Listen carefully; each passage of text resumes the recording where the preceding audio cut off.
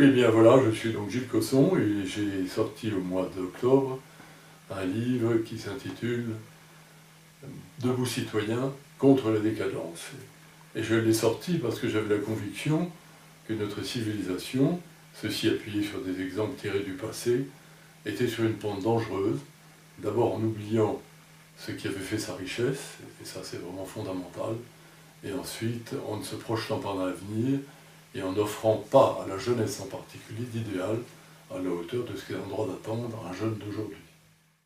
Alors j'ai publié une quinzaine de livres consacrés à la fois à des romans historiques, avec la perspective que ça permet d'avoir, aussi des essais philosophiques, et quelques romans consacrés à l'époque actuelle, et en particulier à un milieu que j'ai bien connu, qui est le milieu, disons, de l'industrie et de la finance, et des cadres dirigeants d'aujourd'hui, qui souvent abordent un monde très difficile, sans base idéologique, entre guillemets, ou spirituelle, leur permettant de faire face à tous les traquenards qui leur sont posés à chaque étape.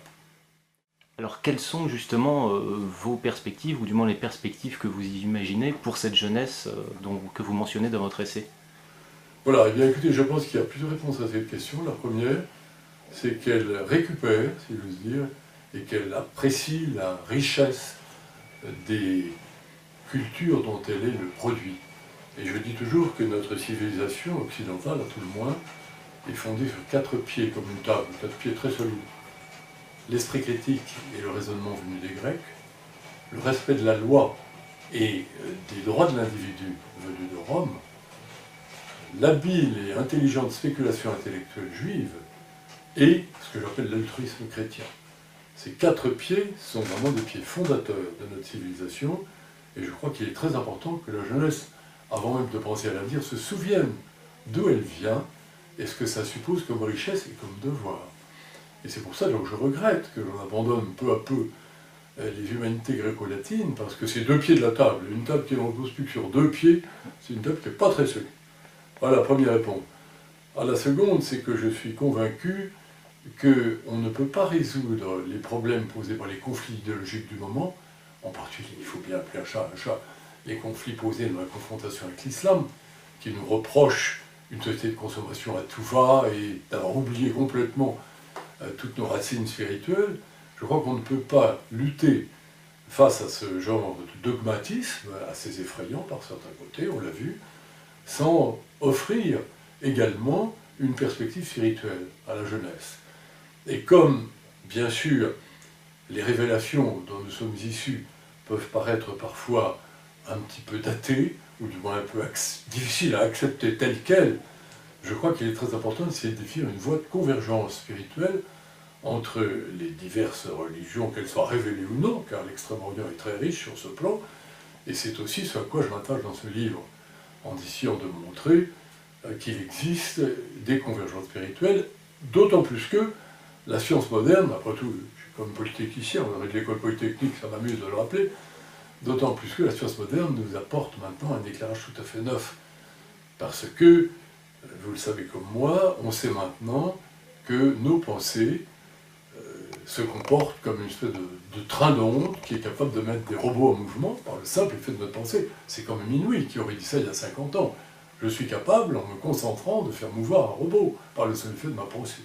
Mais ceci a une autre conséquence beaucoup plus extraordinaire, c'est que le monde dans lequel nous vivons n'a pas seulement une composante matérielle, celle que nous voyons sous les yeux à tout instant, mais il a inévitablement une composante spirituelle, qui est celle de toutes ces pensées émises à chaque instant, et depuis l'origine des temps, et qui ne meurt jamais, puisque le propre de l'électromagnétique, je m'excuse de ça, c'est qu'une onde ne meurt pas. Elle se transporte indéfiniment et très loin, mais elle ne meurt pas. Donc c'est comme une perspective assez fascinante, et c'est un petit peu ce qu'avait pressenti Père Teilhard à l'époque, mais sans avoir les bases que nous avons aujourd'hui. Non seulement le monde a une composante matérielle, qui est évidente, mais il a une composante spirituelle. Et cette composante spirituelle, personne n'est capable, moi le premier, d'en mesurer la substance ni l'étendue. En revanche, on peut lui donner un nom, à la limite. Et ce nom, moi je l'ai appelé l'esprit qui veille, qui est à la fois de nous, parce que nous en procédons, en nous et par nous, et que ce monde peut constituer une alternative idéaliste et très belle à l'enfermement dans une seule révélation. Je pense à l'enfermement, en particulier dans le cas de l'islam, où l'enfermement revêt vraiment un caractère assez effrayant, parce que presque totalité, en prévoyant tous les actes de votre vie.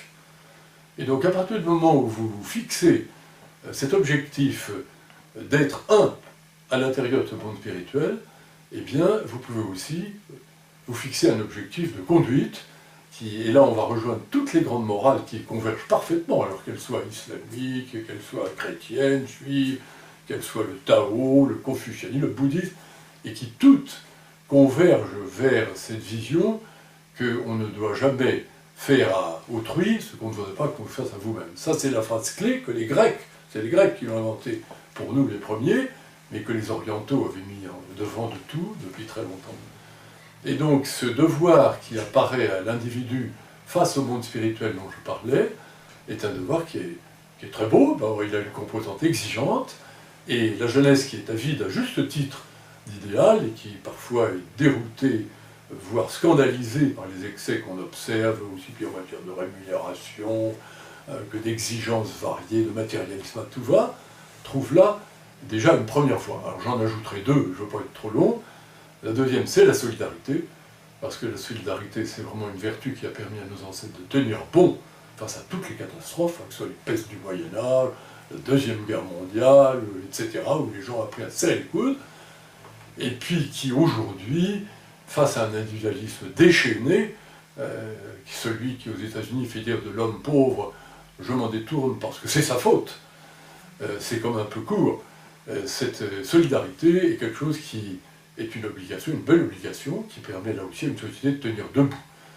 Et puis alors j'en mettrai une dernière, mais vous me direz que je suis un peu long, c'est évidemment la préoccupation écologiste, qui moi me paraît fondamentale.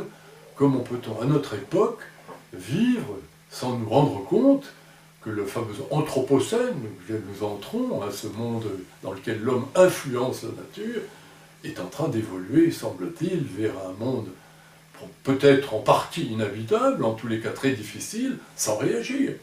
Et là, il y a une troisième source, j'allais dire, de mobilisation, qui peut répondre à cette incertitude et ce manque d'idéal que la jeunesse ressent douloureusement. Et ce que je comprends parfaitement, car aujourd'hui encore, moi je le ressens douloureusement, a fortiori quand on a 20 ans.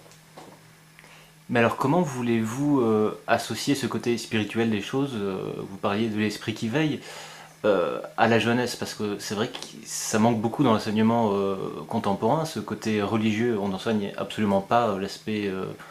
ça manque très cruellement. Et je pense que beaucoup de conversions à l'islam, qui ne me choquent pas à la limite, sont dues à ce fait que les jeunes ont l'impression d'être devant un état néant en matière de spiritualité. Et c'est tout à fait catastrophique, parce que quand on est jeune, on veut savoir pourquoi on vit et pourquoi on meurt peut-être demain.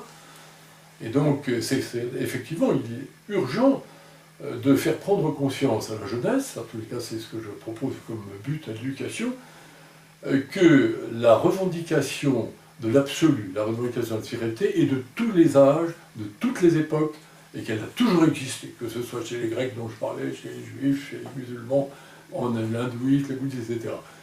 Et que, en fait, cette revendication est donc universelle. Mais qu'en réalité, quand on regarde les choses de près, elles convergent toutes vers ce fait que l'individu doit s'effacer derrière des devoirs, et que ce devoir sont les devoirs vis-à-vis des autres, alors dans sa famille, dans son pays, et aujourd'hui dans le monde, puisque le monde est tellement mondialisé, et on le voit au niveau de l'écologie, qu'un jeune d'aujourd'hui ne peut plus se prétendre « je suis sous ma petite cloche et je m'en suffis ». Il est membre d'une collectivité, et cette collectivité est en train de s'étendre à l'échelle du monde. Donc, tous les devoirs qu'il peut se fixer en gardant en tête cet objectif spirituel commun aux différentes religions sont de beaux devoirs et qui peuvent lui permettre de tenir debout face aux tentations de découragement qui très souvent sont dues non pas à l'excès de devoirs, mais au manque de devoirs. Vous n'avez plus aucune responsabilité dans le style d'aujourd'hui, autre que vis-à-vis de vous-même en tant que consommateur ou en tant que, je sais pas quoi, spectateur. Mais non, ça va bien au-delà, vous avez une responsabilité vis-à-vis du monde lui-même, et je trouve qu'il y a là quelque chose qui est puissamment mobilisateur, et qui est beau. Après tout, les bâtisseurs des cathédrales, qu'est-ce qu'ils faisaient d'autre qu'essayer de transmettre aux générations, aux 50 générations qui a suivi leur savoir-faire, et une sorte de foi. Eh bien, je pense que cette foi en l'homme et en ses obligations, et quelque chose qui peut transporter l'enthousiasme des jeunes comme ils l'ont fait autrefois. L'individu d'aujourd'hui, surchargé d'informations qui arrivent de partout, d'offres, d'amis qui sont de pseudo-amis, très souvent se trouve attablé à un banquet de néant. Parce qu'au bout du compte, toute cette apparence de richesse qui nous entoure débouche, quand on la regarde froidement, vers un état néant. Il n'y a pas grand-chose derrière tout ça. Et le temps long, celui qui fait qu'on réfléchit, qu'on apprend à se connaître soi-même, on le trouve plutôt dans les solitudes, ou dans la lecture, ou dans l'interrogation, ou dans un grand film, à la collaboration, à l'émotion collective, que dans cette tourbillon qui nous entoure. Alors je crois que ça c'est vrai, et donc la réponse que vous me demandez, c'est il faut savoir, et ça c'est une éducation, je pense que dans une ou deux générations elle sera faite, il faut savoir faire le tri au milieu de cette surabondance pour garder quelques éléments d'essentiel, et que par ailleurs, l'examen de soi-même, ce qu'on doit aux autres, ce que l'on est destiné à devenir, ce pourquoi on est prêt à la limite à sacrifier sa vie, ça ne ressort pas de la même sphère. C'est une sphère beaucoup plus exigeante, encore une fois, une sphère personnelle, une sphère spiritualiste, une sphère dans laquelle l'individu se sent membre au sens plein d'une collectivité humaine.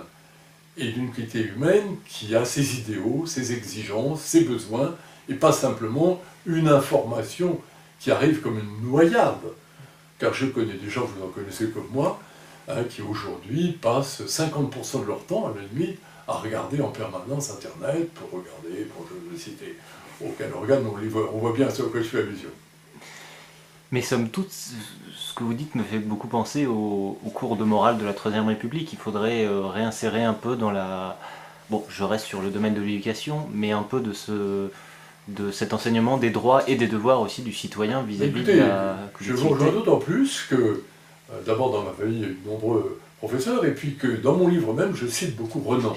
Renan qui était un des plus beaux esprits de la Troisième République, puisqu'il était d'origine bretonne chrétienne très profonde, qui s'en était séparé, mais avec une culture extraordinaire, et un regard sur le monde et sur les religions, parce qu'il ne connaissait pas que le catholicisme, il connaissait très bien la religion juive, beaucoup de choses, et il portait un regard à la fois distancié et admiratif devant cet effort que s'étaient imposé tous ces grands esprits qui avaient vécu au travers de leur religion, et on en trouve dans l'islam, je le dis tout de suite, au sein de la mouvance soufie, ailleurs on trouve des gens tout à fait remarquables, bien sûr. Alors c'est d'ailleurs de cette analyse qu'étaient nés les fameux hussards noirs de la République, les instituteurs de nos arrière-grands-parents pour moi, etc., arrière-arrière-grands-parents, qui vouaient leur vie à l'éducation des jeunes en pensant qu'il y avait une véritable mission, et cette mission laïque n'était pas très très loin en fait de ce que je propose moi-même, parce qu'elle reportait sur eux beaucoup de devoirs. Ils avaient le devoir de former des âmes, entre guillemets, on le disait à l'époque, des âmes de jeunes gens qui étaient encore malléables dans leur conscience de leurs droits, mais aussi de leurs devoirs. Et de la grandeur de ces devoirs. Ce n'était pas simplement des devoirs comme des devoirs de vacances, c'était des devoirs personnels qui faisaient d'un individu un être d'une nature plus élevée. Mais c'est vrai qu'il y avait en arrière-fond de cette politique de la Troisième République, des débuts en tout cas, le souvenir de la défaite de 70 et le fait qu'il fallait rééduquer une génération. Est-ce que vous pensez, d'un point de vue plus large, qu'aujourd'hui, peut-être qu'on manque de politique à long terme de la part du gouvernement, ou en tout cas de politique d'éducation, ou de, comment dire, pour élever un citoyen? Oui, je pense que là, vous dites quelque chose qui est juste, parce que aujourd'hui, les gouvernements, plus que jamais, travaillent à court terme. Ils travaillent d'autant plus à court terme qu'il existe aujourd'hui des choses qui n'existaient pas à l'époque dont on vient de parler, les sondages, l'information en continu, la réaction en continu, d'une heure à l'autre, et que donc ils naviguent sous une dictature qui est celle de l'opinion publique, dont, à tort, à mon avis, ils font trop souvent le guide de leurs actions. Alors que tous les grands hommes d'État ont fonctionné sur la base de grandes idées. Churchill avait une idée de la démocratie anglo-saxonne qu'il a magnifiquement incarnée, résistant jusqu'au bout, et contre toute logique, à la limite. Et le général de Gaulle lui-même avait certainement de la France une grande idée, peut-être une trop grande idée, mais une belle et grande idée qui aujourd'hui encore impressionne beaucoup d'étrangers. Et beaucoup de nos grands littérateurs se mettaient au service de ces idées. des gens comme Parès, comme Péguy, enfin, comme Camus, plus récemment, ont travaillé en étant conscients d'être les messagers d'un ordre nécessaire, d'un ordre spirituel et intellectuel. C'est donc de grandes figures. Il est évident que quand vous allez le visser sur le baromètre de l'opinion qui est paru aujourd'hui à 18h, qui sera changé demain à 18h, c'est très difficile. Il faut des hommes d'une carrure exceptionnelle. En tous les cas, c'est là que l'éducation, je termine par la retrouve vraiment tous ensemble, c'est le devoir de l'éducation d'apprendre un jeune homme, une jeune fille, de prendre ses distances avec cet excès, cette noyade continuelle pour se replier sur l'essentiel et se poser les questions qui comptent. Pourquoi suis-je là? À quoi suis-je prêt? Pourquoi serais-je prêt à la limite à mourir? C'est ça qui compte.